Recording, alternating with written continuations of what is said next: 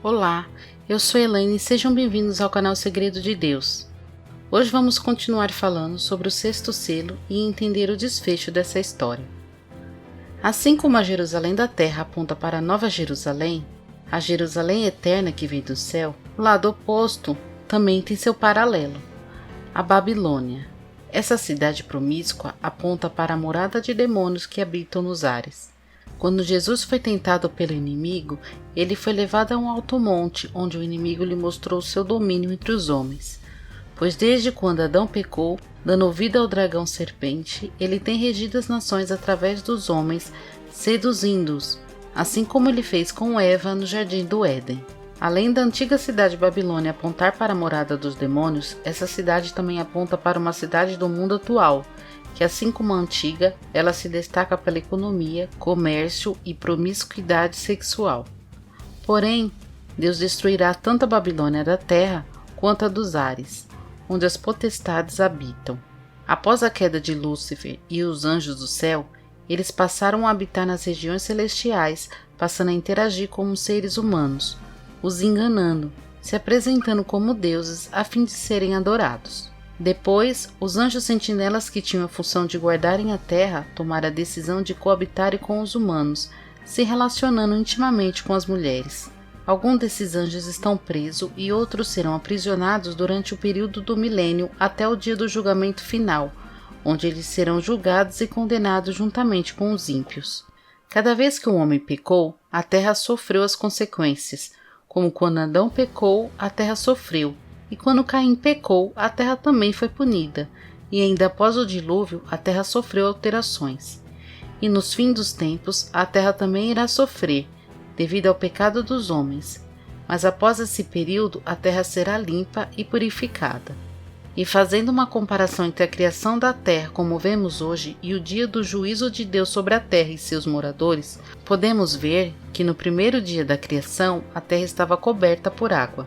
E quando Deus envia as pragas para o Egito, vemos que na primeira praga, Moisés toca as águas com a vara, e elas se transformam em sangue, apontando para o segundo selo do livro do Apocalipse, onde temos o cavalo vermelho que fala de guerras e o sangue que será derramado.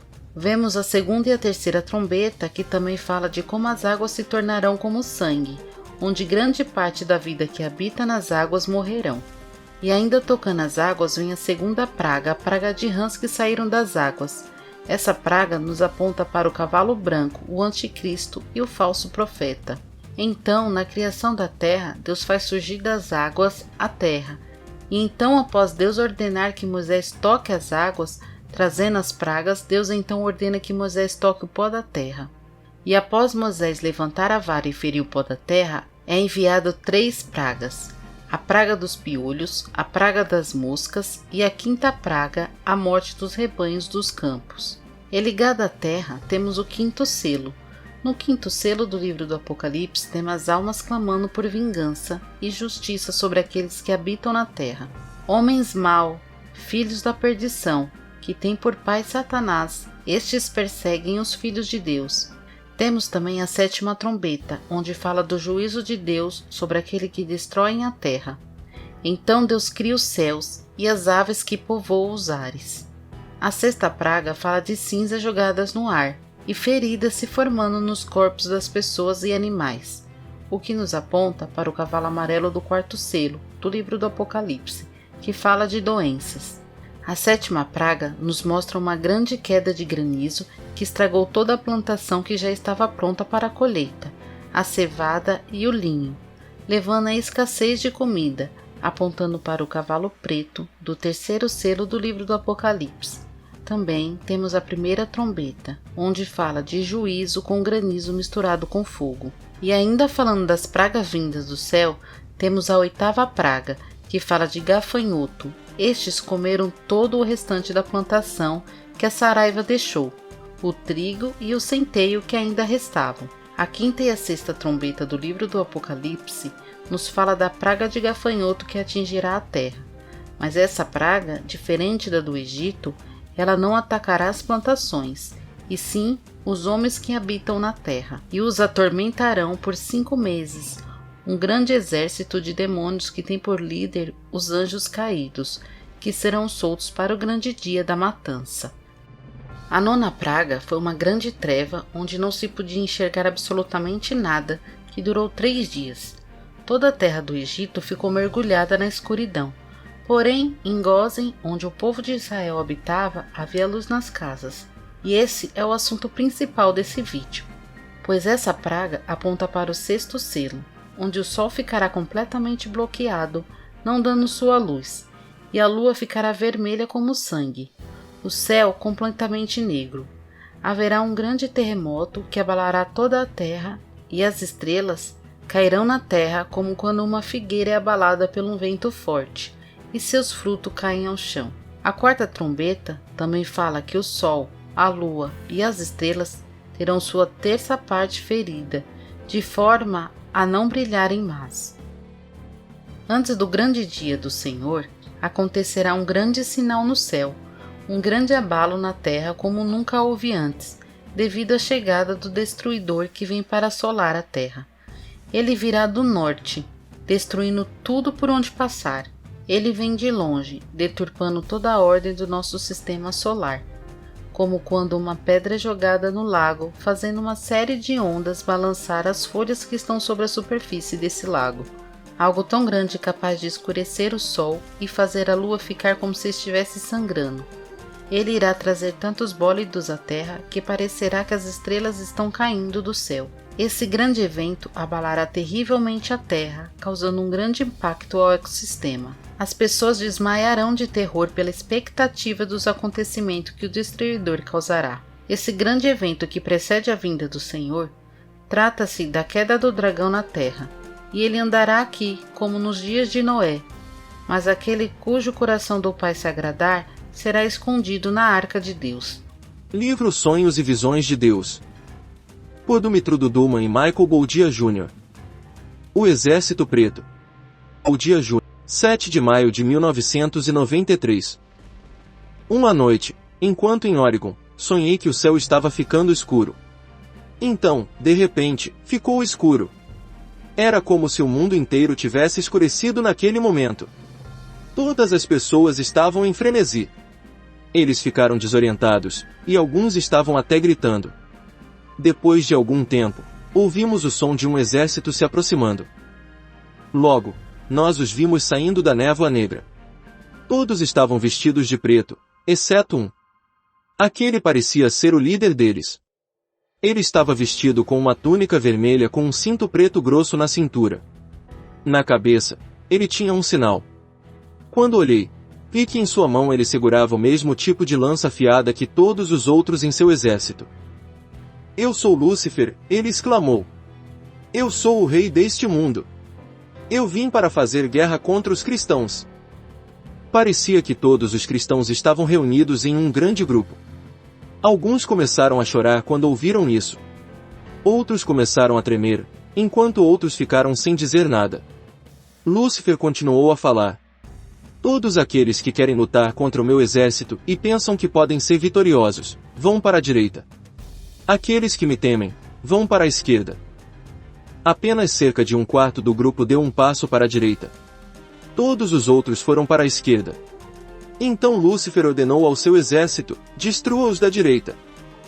O exército começou a avançar e rapidamente cercou os cristãos à direita. Quando eles começaram a se aproximar de nós, uma luz poderosa apareceu e nos cercou. Então, um anjo do Senhor falou: retire suas espadas e lute. Defenda-se e seja vitorioso sobre o inimigo. Que espadas? Um homem do grupo perguntou. A palavra do Senhor é sua espada, respondeu o anjo. Quando entendemos o que o anjo queria dizer, começamos a citar versículos da Bíblia. Então, de repente, como se fossemos uma voz, começamos a cantar uma música. Nossas vozes trovejaram tão alto que o exército das trevas começou a recuar com medo. Eles não tinham mais coragem de se opor a nós. Lúcifer, então cheio de raiva, virou-se para os da esquerda. Você, que toda a sua vida tem tentado agradar a 2 senhores, por que você não podia ficar contra mim? Eu tenho o poder de destruí-lo. Ele então ordenou que seu exército atacasse. Foi um massacre total. Os da esquerda não podiam se defender. Um por um, todos caíram. Essa matança parecia durar muito tempo. Depois de um tempo, conseguimos sentir o cheiro dos mortos. Por que eles não poderiam ser protegidos também? Alguém perguntou. O anjo respondeu, por toda a vida deles terem sido mornos. Por causa de sua hipocrisia, a verdadeira igreja foi blasfemada. Eles trouxeram desrespeito à palavra de Deus. Eles não estavam limpos. Enquanto continuávamos a olhar, vimos o sol surgindo no horizonte. As nuvens negras começaram a se dispersar. Então eles desapareceram. Só restava um, sobre o qual Lúcifer e seu exército estavam. Lúcifer olhou para mim apertando os punhos e disse, eu vou te destruir, mesmo que eu tenha que jogar minha lança em você daqui.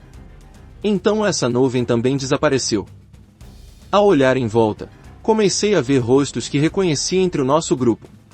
Vi um pastor de Belflover, outro de Indiana, um de Michigan, e muitos de meus amigos americanos. Isso me fortaleceu bastante. Então eu acordei. O primeiro pensamento que me veio à mente quando acordei foi que essa tinha sido a última luta do diabo contra a igreja.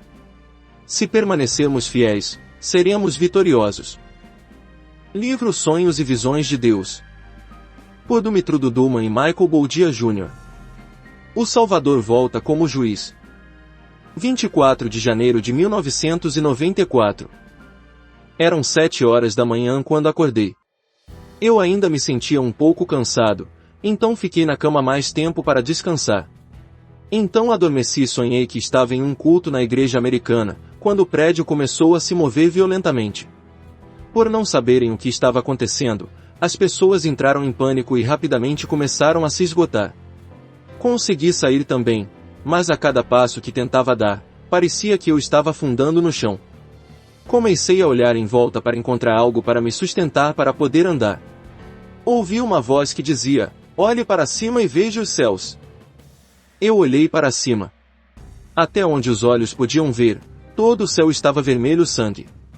Eu disse, Senhor, o que isso significa? Por que o céu está vermelho? Então me lembrei de meu pai me dizendo que antes da Grande Guerra o céu ficava vermelho sangue. Enquanto eu olhava para o céu, uma nuvem apareceu de repente. 3 homens saíram da nuvem. O do meio estava vestido com roupas brilhantes e era de grande estatura. Ele brilhava tanto que eu não conseguia olhar para ele. Os outros 2, um à direita e outro à esquerda, estavam preparados para a guerra. Eles tinham armas nas mãos apontadas para os habitantes da terra. Tremendo, perguntei, Senhor, o que estou vendo? O que tudo isso significa? Quando aquele no meio falou com voz estrondosa, todos os que estavam ao meu redor puderam vê-lo. Eu sou Jesus Cristo, que deu a minha vida por você. Muitos daqueles por quem eu dei a minha vida, hoje me desonram, vivendo em pecado e coisas que estão erradas. A honra e a glória que eu mereço não são dadas a mim. Por isso, não tenho mais misericórdia, mas logo voltarei em glória e honra como juiz para julgar todos os habitantes da terra. Julgue aqueles que levam o nome de cristãos, mas tentaram me enganar. Por causa deles, meu nome foi e é desonrado e blasfemado diante daqueles que não me conhecem. E sobre você, disse-me, esteja acordado. Esteja mais alerta do que nunca, pois passará por muitas provações. Agora a batalha começará a ficar mais difícil. O diabo está pronto para começar a guerra contra os cristãos, e eu permiti isso. Então os 2 homens a seu lado começaram a disparar suas armas. Uma salva de fogo saiu iluminando o céu e começou a queimar. Aquele que brilhava intensamente estava no meio das chamas, gritando em alta voz, não tema. Todos os que me adoraram e viveram uma vida limpa, aqueles que sofreram aqui na terra, terão alegria. Sou quem julgará todas as nacionalidades da terra. Não pouparei ninguém e não terei piedade ou graça para ninguém. O dia em que punirei e condenarei está chegando. Digo essas coisas para que todos possam ouvir. Dias difíceis de sofrimento estão chegando a este lugar e por toda a terra. As dificuldades serão tão grandes que as mentes dos homens não serão capazes de entendê-las. Será tão difícil que os homens se matemática. Julgarei com tormento, dor e sofrimento, e vingar-me-á com grande dureza por todo o pecado. O Pai me permitiu vingar meu sangue derramado. Os outros dois começaram a disparar suas armas novamente, mas desta vez uma chama azul saiu. Eu caí com o rosto no chão. Aquele no meio gritou: levante-se! Quero lhe mostrar o julgamento do povo e dos ímpios.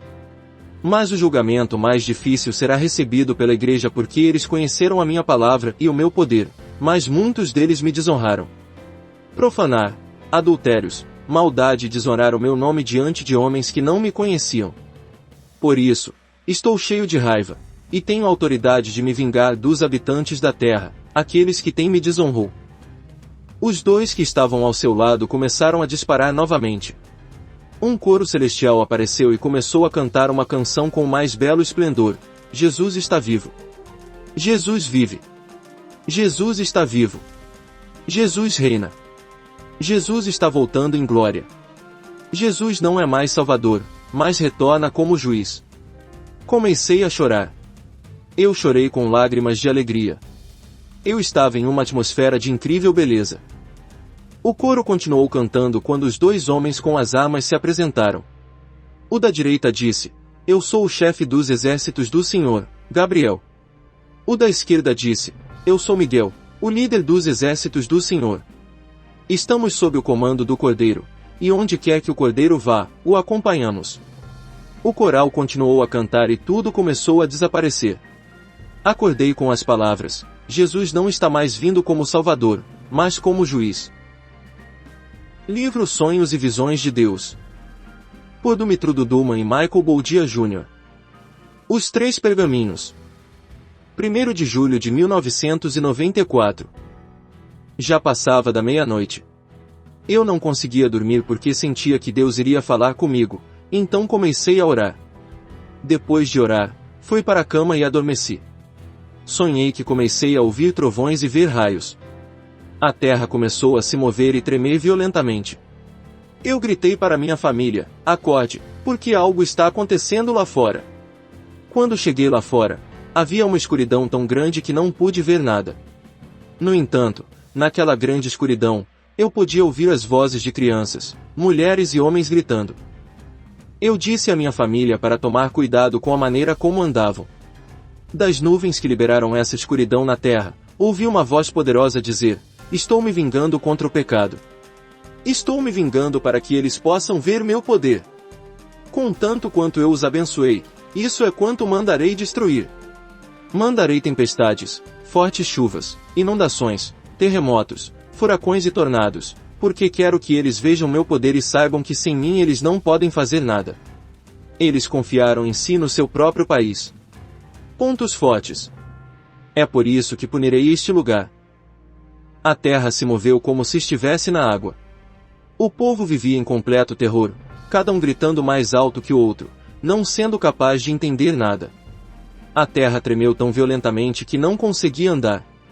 De repente, no meio de todo o tumulto, uma luz apareceu, mais poderosa do que qualquer outra que eu já vi. À luz brilhante havia dois homens. Um deles me disse: eu vim conversar com você. Vou enviar grandes pragas pela América e quero que você esteja ciente. Fui eu quem conversou com você no passado e estou conversando com você agora. Eu disse o que vai acontecer neste lugar. Seja cauteloso, pois o tempo está chegando. Depois de dizer essas palavras, ele pegou um pergaminho que começou a se desenrolar muito rapidamente. Fazia tanto tempo que eu não conseguia ver o fim. Neste primeiro rolo de papel foram escritos todos os tipos de nomes. Ao lado de cada nome estava listado punir, um tipo de doença, todos os tipos foram listados, julgamento, ou tormento. Aqueles nomeados terão que passar pelo que é listado pelo nome, a fim de serem purificados e poderem permanecer de pé. Esse pergaminho foi enrolado e selado, e um segundo foi trazido. Nele estava escrito: paz, alegria no Espírito Santo, salvação ou vitória para aqueles que me amavam, trabalhavam para mim e mantinham sua vida limpa, não para os hipócritas, orgulhosos, odiosos. Nem outros que não me lembro. O pergaminho continuou passando lentamente diante dos meus olhos até terminar de passar. Em seguida, um terceiro pergaminho foi aberto com nomes escritos também. No entanto, havia algo escrito apenas ao lado dos nomes na metade superior. Na metade do caminho, abaixo de cada nome, havia estrelas piscando. Eu perguntei o que isso significava. Um dos homens me disse: estes são aqueles com quem o número será completado. A semente de Deus alcançou seus corações, e está agora trabalhando em prol do arrependimento. Quando o número total estiver completo, toda a devastação ocorrerá. Até lá, enviarei grandes pragas pela América, para que acordem do sono com que dormem e de sua autoconfiança, para que possam ver seu orgulho e orgulho. Começou então a chover gelo e granizo. As pessoas estavam espalhadas por todo o lado, sem saber para onde ir. Do terror dos gritos, acordei. Esse sonho foi tão real para mim que fui diretamente para fora para ver se não estava acontecendo naquele momento. Uma irmã em Cristo, da China. Recebi a mensagem na manhã de 3/16/20. 3 dias de grandes trevas é a última vez que o Eu Sou me revelou para as pessoas de toda a terra. Mostrarei a toda a terra que Eu Sou é o único Deus vivo e verdadeiro. Antes da escuridão, o céu se tornará vermelho, todos devem entrar na sala e fechar as cortinas. Haverá maiores demônios desencadeados na terra, incluindo os gigantes antigos. Ninguém deve olhar pela janela ou abrir a porta para alguém neste momento. Durante esse período, meu povo será especialmente provido por mim e todas as crianças da idade certa serão levadas embora cedo. Durante essas trevas, toda a noiva que já se preparou para mim será transferida sobrenaturalmente para outro lugar para receber treinamento especial por 3 dias. Durante esses dias, haverá anjos dizendo às suas famílias que retornarão após 3 dias de grande escuridão. Então toda a terra chorará, minha noiva transferida, 144.000, estará trabalhando sobrenaturalmente na terra por um tempo, e será guiada pelo Espírito Santo a diferentes lugares para pregar o Evangelho a mais pessoas, para trazer uma grande colheita espiritual. Essa também será a última chance de arrependimento. Depois que a noiva terminar todo o trabalho sagrado da terra, então o arrebatamento começará, haverá um maior desastre sobre a terra. Esses dias serão os dias mais difíceis, mas minha noiva estará comigo para sempre. No 6º dia, Deus criou o homem e os animais. Os seres viventes do jardim do Éden eram os primogênitos da criação de Deus. A primogenitura significa primazia, primícias. Está relacionado ao direito daquele que nasceu primeiro. A 10ª e última praga foi a morte dos primogênitos, ou seja, a morte dos filhos mais velhos de cada família do Egito. Após aquela terrível escuridão, houve grande dor e lamento, pois seus filhos primogênitos não estavam mais lá. No 7º selo, temos o rapto da noiva, que é quando Deus tira do mundo as primícias da igreja, representada pela cevada, e os 144.000, como vimos no vídeo sobre a noiva de Cristo. Na praga do Egito, os filhos primogênitos do Egito foram levados pela morte, enquanto que nos últimos tempos, a noiva, primícias da igreja, e as crianças serão tiradas da terra e levadas para junto de Cristo, porém sem passarem pela morte. O Egito representa o mundo e Faraó as potestades que querem aprisionar o povo de Deus no Egito. Por um tempo, o Senhor permitiu o povo dele viver no Egito entre lobos, mas um dia o povo de Deus será liberto do mundo, assim como Israel foi liberto do Egito, e seguirão para a terra prometida, a Nova Jerusalém. O mundo está sofrendo a dor de parto para expulsar a criança, que é Cristo e sua noiva, sendo Cristo o cabeça e a igreja o corpo. O dragão, tipificado na figura de Faraó, perseguiu a criança, assim como Herodes, que foi um tipo de dragão, pois estava cumprindo seu intento. Este perseguiu a Jesus, e o anticristo, o próprio dragão encarnado, perseguirá a igreja nos últimos dias da igreja na terra. Mas o Senhor o humilhará assim como ele fez com Faraó e libertará o seu povo. Assim como as pragas só atingiram o Egito, e Deus guardou o seu povo fazendo diferença entre os que servem e os que não servem, assim também Deus guardará os eleitos. Após os 3 dias de escuridão, as primícias serão levadas assim como foi no Egito, com os primogênitos que foram levados na 10ª praga. Então, após levar os primogênitos, o povo de Israel seguiram 40 anos pelo deserto até a terra prometida. Assim, o remanescente da noiva, o trigo, atravessará o deserto, ou seja, a primeira parte da grande tribulação, para um refino, como o trigo que é refinado, como foi o povo de Israel que antes de entrarem na terra prometida, tiveram tempo para serem refinados e purificados, pois eles saíram do Egito com mentalidade de escravos, por terem servido Faraó por tanto tempo. Dessa forma, eles não poderiam herdar a terra, pois Deus não tem escravo, ele tem filhos. Assim, só entrará na terra prometida aqueles que forem refinados, purificados e embranquecidos, o que significa serem santificados em Cristo. A santificação é um processo que precisa de tempo. A tribulação ajuda nesse processo, e aos poucos uma pessoa vai tomando a forma de Cristo. Aqueles que não forem aprovados, o joio, serão postos juntamente com a palha, os ímpios, para serem queimados. Hoje, o mundo é regido pela força do mal que opera nos filhos da desobediência, e em várias partes do mundo existem monumentos antigos criados a esses anjos. No decorrer dos anos e em várias culturas, esses seres se apresentaram aos homens como sendo deuses. Mas chegará o dia em que o Senhor julgará os anjos e os homens ímpios, os lançando no lago de fogo. A destruição da Babilônia terá início no princípio das dores e terá seu fim definitivo no derramamento das taças da ira de Deus. Para aqueles que temem ao Senhor, obedecem a sua palavra, serão escondidos no Monte Sião, o Monte Santo do Senhor. Livro Sonhos e Visões de Deus.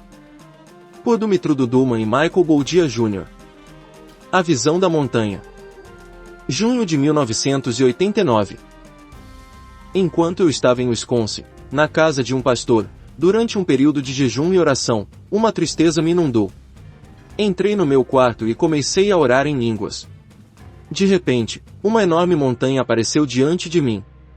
Metade da montanha floresceu com árvores verdes e a outra metade era árida e desolada. Então ouvi uma grande explosão e uma voz poderosa disse: "A Califórnia está queimando! A Califórnia está queimando! Suba ao topo da montanha. Lá você estará seguro." Eu estava desesperado porque minha família não estava comigo, mas na Califórnia. Então comecei a chamá-los. Vi a Califórnia envolta em chamas. Comecei a escalar a montanha, e quando olhei para trás, vi minha esposa arrastando meus 3 netos pela mão. "Suba aqui mais rápido para não queimar!" Eu gritei. Então vi minha filha ajudando o marido, porque ele tinha medo de cair. "Diga a eles para não olharem para trás", a voz chamou. Gritei suas instruções para eles e disse-lhes para se apressarem para que não pegassem fogo. Finalmente, todos nós estávamos no topo da montanha. "Olhar para baixo", a voz disse. Olhando para baixo, vi fogo explodindo no chão, enquanto árvores e casas se desintegraram diante dos meus olhos. As pessoas estavam gritando de agonia e dor. Vi alguns deles tentando subir a montanha, mas a maioria não conseguiu. Então, 2 homens vestidos de branco apareceram. Um deles disse em voz alta: "Você vê como a Califórnia está queimando. É assim que vai acontecer." Tremendo de medo, reapareci no quintal do pastor. Chamas irromperam do chão, então comecei a gritar: "Saia de casa e suba a montanha para não queimar. A América está queimando." Correndo para fora da casa, eles gritaram: "Salve-nos, Jesus!" Confuso, vi os 2 homens vestidos de branco aparecendo novamente. Um deles disse: "Vê o que eu lhe mostrei. É assim que acontecerá. A montanha que você vê diante de você é Jesus Cristo. Aqueles que vivem uma vida santa serão salvos. Quando o ataque vier e o país queimar, apenas aqueles cujos nomes estão escritos no livro da vida serão salvos. Lembre-se de contar a todos o que eu lhe mostrei." Quando a visão terminou, contei ao meu pastor o que havia acontecido e liguei para minha família imediatamente. "Existe algum incêndio? Aconteceu alguma coisa?" Eu perguntei. Ao ouvir que nada aconteceu, fiquei muito feliz. Em pé na montanha, seremos salvos. Obrigada por ter me acompanhado até aqui. Até o próximo vídeo.